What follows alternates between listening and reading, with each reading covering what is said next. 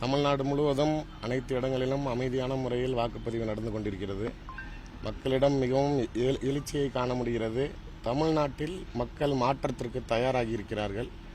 மீண்டும் மிகப்பெரிய வித்தியாசத்தில் 400 நாடாளுமன்ற உறுப்பினர்களை பெற்று பாரத பிரதமர் மோடி அவர்கள் 3வது முறையாக பாரத பிரதமராக கண்டிப்பாக பதவியேற்பார் என்ற மக்களின் எழுச்சி, அவர்களின் நடவடிக்கைகள் அவர்கள் முகத்தில் தெரிகிறது. திருச்சி நாடாளுமன்ற தொகுதியில் 35 வேட்பாளர் இருக்காங்க. யாருமே காசு இல்லை. ஒரே ஒரு கட்சி மட்டும் காசு மதிமுகவா? அதை எப்படி நீங்கள் பார்க்குறீங்க? இல்லை, எனக்குமே காசு நிறைய இடத்துல வரலன்னு தான் சொன்னாங்க திமுக சார்பாக. ஒரு சில அமைச்சர்கள் குறிப்பிட்டு ஒரு சில இணக்கமாக போகிற அமைச்சர் மட்டும் அவர் இடத்துல பணம் கொடுத்துருக்காரு, இன்னொரு அமைச்சர் பணம் கொடுக்காமல் இருக்காரு. கண்டிப்பாக திமுக இந்த எண்ணத்தை மாற்றிக்கொள்ள வேண்டும். மக்கள் இந்த முறை வாக்குக்கு பணம் வாங்குவதை நிறைய இடத்துல தவிர்த்திருக்கிறாங்க. பணம் கொடுத்து எந்த சூழ்நிலையிலும் மக்களிடம் வாக்கு வாங்கி ஜெயித்து விடலாம் என்ற எண்ணத்தை திராவிட கட்சிகள் முற்றிலுமாக மாற்ற வேண்டும்.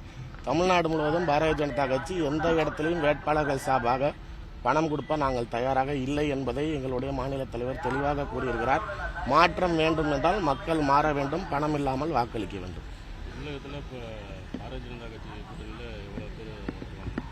கண்டிப்பாக எங்களுடைய கணக்குப்படி நேரடியாக கூட்டணியை சேர்த்து 10க்கும் குறையாத நாடாளுமன்ற உறுப்பினர்கள் இந்த முறை தமிழ்நாட்டிலிருந்து தேர்ந்தெடுக்கப்படுவார்.